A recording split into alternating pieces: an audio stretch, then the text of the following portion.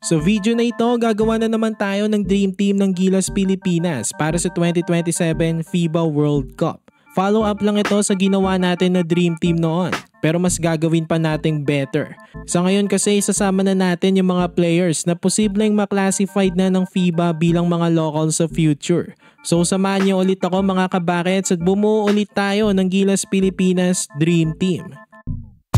So bago tayo magsimula sa pag-list ng mga players, paalala ko lang sa inyo na hindi official na lineup ng Gilas ang sasabihin ko dito.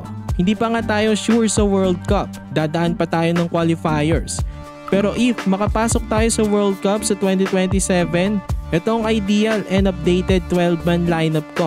Dahil Dream Team lang naman ito, i-assume na rin natin na kunwari isa sa pinayagan ng FIBA na maging local si Jordan Clarkson. At dahil dyan, pwede na siyang isabay kay Justin Brownlee o kay Benny Boatwright o kung sino man ang ating magiging naturalize. Gusto ko balanse ang makita ko sa lineup ng Gilas. Merong mga shooters, playmakers, scorers at hindi lang basta-bastang malalaking bigs, versatile bigs. Ang mga bigs na kayang umiscore, pass, defend at mag-stretch ng floor. So simulan na natin ang pagbuo ng ating 12-man Gilas lineup. Ang mga guards natin ay sila Dwight Ramos, Scottie Thompson, Jordan Clarkson at Jordan Heading. Sa future baka mag-update pa to, pero sa ngayon ito muna ang gusto kong guards na makita sa 2027 World Cup.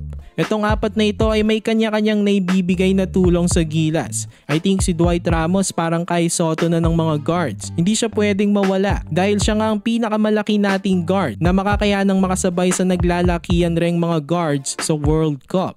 Si Scottie Thompson naman small but terrible kasi maliit lang ito pero daig pang ibang mga big sa talunan. Siya rin ang best defender sa guard spot at decent na playmaker rin. Tapos si Jordan Clarkson, wala ka nang masasabi pa dito. Isang NBA star caliber, legit na scorer. Pag wala nang mapunta ng Gilas, kay Clarkson sila aasa. Reliable na go-to guy ito. Sa NBA nga umaasa rin sa kanyang team kapag kailangan na ng basket.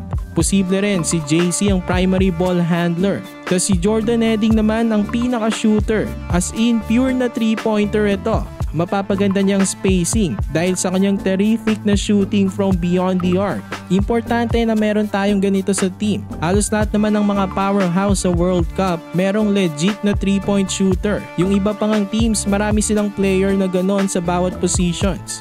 Tapos sa forwards naman isasama natin sila Justin Brownlee, ang ating naturalize, Carl Tamayo, Kevin Kiambao at Mike Phillips. Si JB like JC, go-to guy rin ito ng Gilas. Napaka-unstoppable siguro ng offense ng Gilas kapag nagsabay si JB at JC.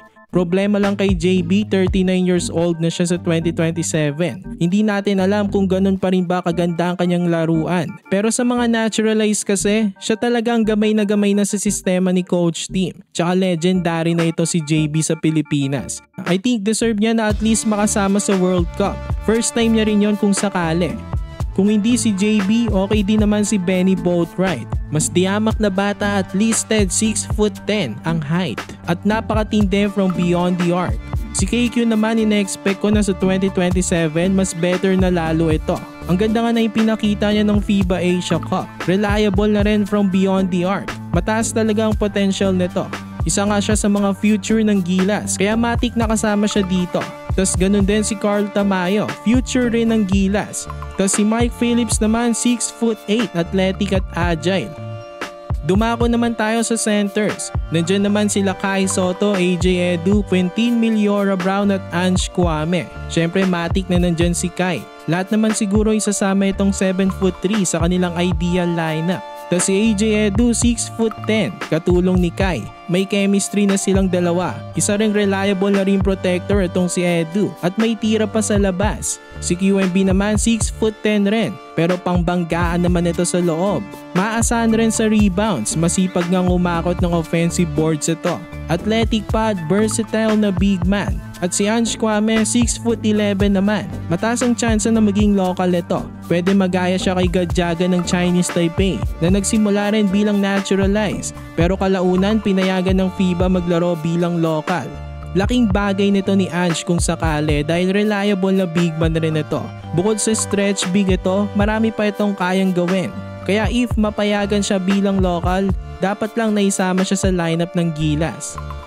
So ito nga ang Gilas Pilipinas Dream Team ko. Ayan, bawat positions may mga scorers, playmakers, shooters, defenders at penetrators. Especially dito sa mga forwards at centers. Versatile ang mga ito. Tas karamihan 6'8" pataas ang mga height nito. Dito nga sa Dream Team ko may dalawang option ako. Yung isa si JB ang naturalized. Tas yung isa naman pwedeng si Benny Boatwright. Sa tingin ko pareho namang malakas yan at makakapalag sa mga powerhouse teams ng World Cup. Pero kayo naman mga kabakets, ano naman ang inyong Dream Gilas lineup sa 2027 World Cup? I-comment nyo na yan at pag-usapan na natin. For more Gilas content, i-like nyo ng ating video at mag-subscribe na rin sa JB Buckets.